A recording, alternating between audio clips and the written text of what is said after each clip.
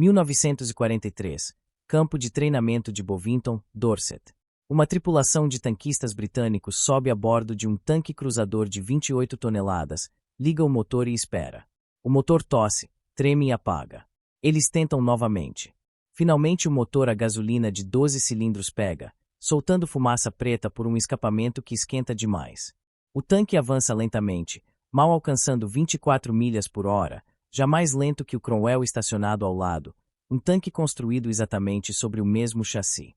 A diferença está no motor. O Cromwell usa um motor Rolls-Royce Meteor que produz 600 cavalos de potência.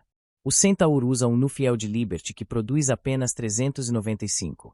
O Liberty foi projetado em 1917 para um avião da Primeira Guerra Mundial. E em algum lugar da Normandia, uma versão desse tanque iria para a guerra carregando um cano de madeira em vez de um canhão real. Este é o Centaur, o tanque que não enganou ninguém, lutou mesmo assim e acabou sendo mais importante do que qualquer um imaginava. Para entender por que a Grã-Bretanha construiu um tanque da Segunda Guerra Mundial em torno de um motor da Primeira Guerra Mundial, é preciso entender a crise que ele deveria resolver. No final de 1940, os tanques cruzadores britânicos estavam falhando. O Crusader, principal tanque da guerra no deserto, era mecanicamente frágil, tinha blindagem fina e estava armado com um canhão de 2 libras que não conseguia destruir tanques médios alemães em combate. O novo Panzer IV alemão possuía 80 mm de blindagem frontal e um canhão longo de 75 mm capaz de destruir qualquer tanque britânico. As perdas britânicas de tanques no norte da África foram catastróficas. O Estado-Maior exigiu urgentemente um novo tanque cruzador armado com um canhão de 6 libras, protegido por 76 mm de blindagem frontal e pronto para entrar em serviço até 1942. 3 empresas apresentaram projetos em janeiro de 1941. A Nuffield ofereceu o A-24 Cavalier, essencialmente um cruzader alongado com o mesmo motor Liberty. A Leyland Motors ofereceu o A-27, um projeto mais limpo com nova transmissão Merritt Brown. Já a Birmingham Railway Carriage and Wagon Company propôs instalar no mesmo chassi A-27 um motor totalmente diferente, o Rolls-Royce Meteor. A história do Meteor é interessante.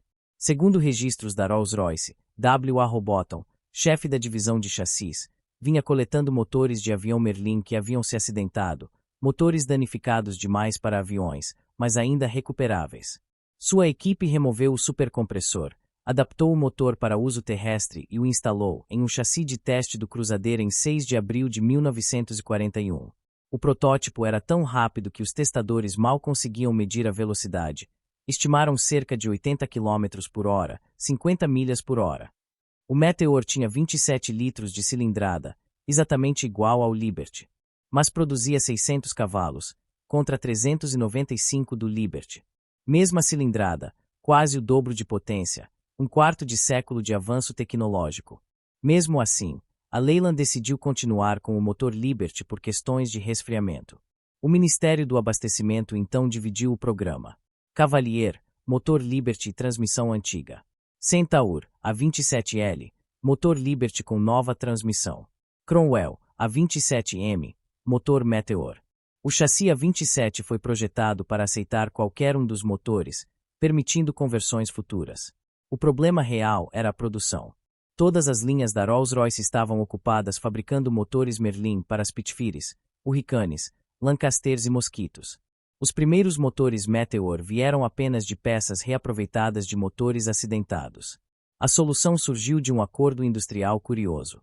Em 1942, representantes da Rolls-Royce e da Hoover se encontraram em um pub chamado Swan End Royal. A Hoover estava tendo dificuldades com o projeto de motor a jato de Frank Whitley. Eles decidiram trocar responsabilidades. A Hoover passaria a produzir o Meteor e a Rolls-Royce assumiria o projeto do motor a jato. Mesmo assim, os motores Meteor só começaram a chegar em quantidade em meados de 1943. O Centaur existia apenas para manter as fábricas de tanques funcionando enquanto os motores Meteor não chegavam. E na prática ele era inferior. Em testes de resistência de 3.700 km em 1943, o Centaur ficou em último lugar. O motor Liberty esquentava perigosamente dentro do compartimento apertado do tanque. A confiabilidade despencava sob o peso de 28 toneladas. O Cromwell tinha 21,4 HP por tonelada. O Centaur, apenas 14,1. O Sherman, 15,2. Cerca de 950 Centaurs foram produzidos com motores Liberty. Nenhum foi aprovado como tanque de combate de linha de frente. Então o que fazer com 950 tanques que não podiam lutar? A resposta foi criar várias versões especializadas. O Centaur MK I virou tanque de treinamento. O Centaur AA recebeu canhões antiaéreos de 20 mm. O Centaur Dozer recebeu uma lâmina de escavadeira para engenharia de combate. O Centaur OP virou veículo de observação de artilharia, com um canhão falso de madeira para parecer um tanque normal. A única versão que realmente combateu foi o Centaur MK4, armado com um obuseiro de 95 mm. Esses tanques foram usados pelos Royal Marines no dia D, em 6 de junho de 1944. Cerca de 48 Centaurs desembarcaram nas praias da Normandia nas primeiras horas da invasão, apoiando tropas nas praias Gold, Juno e Sword. Eles usavam técnicas de artilharia naval para coordenar bombardeios, algo único entre os tanques daquele dia. Muitos foram destruídos por minas, fogo inimigo ou afundaram nas ondas. Mesmo assim, ajudaram a manter as defesas alemãs sob pressão enquanto a infantaria avançava. Depois da guerra, o Centaur acabou sendo lembrado como um compromisso da engenharia britânica, um tanque lento, pouco confiável e já ultrapassado quando entrou em serviço. Mas nas condições específicas e violentas do dia D, ele ainda conseguiu cumprir um papel crucial. O Centaur Dozer teve sua torre removida e recebeu uma lâmina de escavadeira, sendo convertido pela MG Car Company em Abingdon.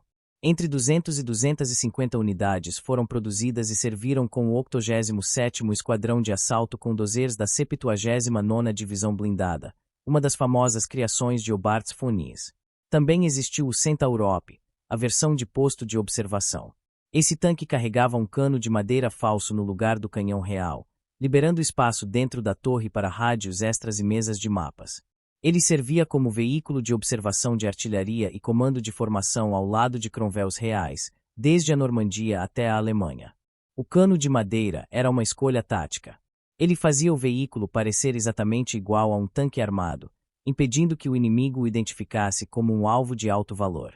Um desses veículos está hoje no Imperial War Museum, marcado como pertencente à 7ª Brigada Blindada, na Europa Ocidental em 1944. Ele não enganou ninguém sobre a qualidade do Centaur como tanque, mas o cano falso enganou os artilheiros alemães o suficiente para que não o tratassem como um alvo prioritário. Isso já era suficiente. A única variante que realmente combateu foi o Centaur Mark IV. Armado com um obuseiro de 95 mm que carregava 51 projéteis explosivos, cerca de 114 unidades foram produzidas e atribuídas ao Royal Marines Armored Support Group. A unidade foi formada em 14 de março de 1944, sob o comando do brigadeiro D.C. W. Sanders. Ela possuía cerca de 80 Centaur IV e 20 Sherman V, organizados em 5 baterias. Cada pelotão possuía 4 Centaurs e um Sherman, usado pelo comandante.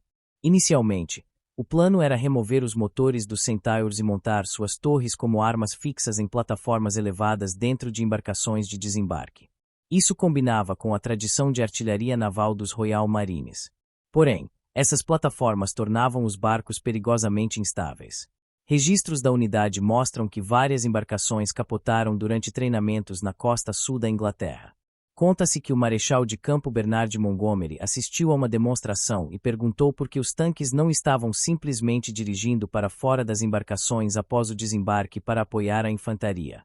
Em fevereiro de 1944, apenas 4 meses antes da invasão, os motores foram reinstalados, motoristas treinados e equipamentos de travessia instalados. No dia D, 6 de junho de 1944, o Royal Marines Armored Support Group desembarcou em 3 praias. Gold Beach, apoiando a 50ª Divisão Britânica. Juno Beach, apoiando a 3ª Divisão Canadense. Sword Beach, apoiando a 3ª Divisão Britânica. Cerca de 48 Centaurs desembarcaram nas primeiras 4 horas da invasão. 20 deles chegaram à praia nos primeiros 15 minutos. As torres tinham marcas de graduação semelhantes a uma bússola, permitindo que os oficiais nos navios coordenassem disparos como se fossem baterias de artilharia naval.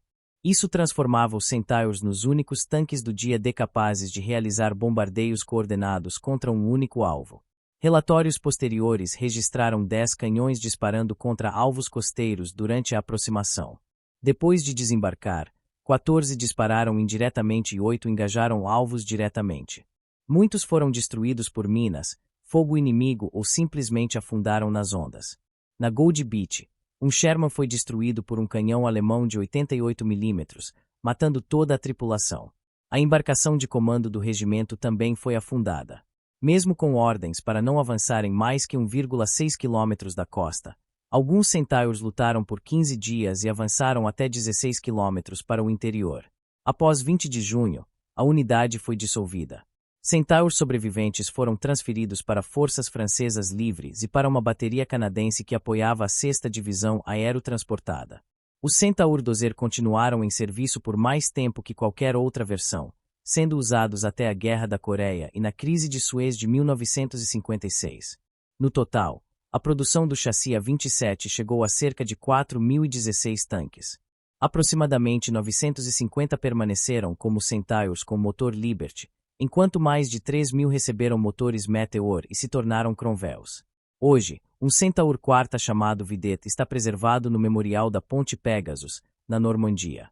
Ele desembarcou na Sword Beach em 6 de junho de 1944, foi atingido por fogo de morteiro e abandonado na praia.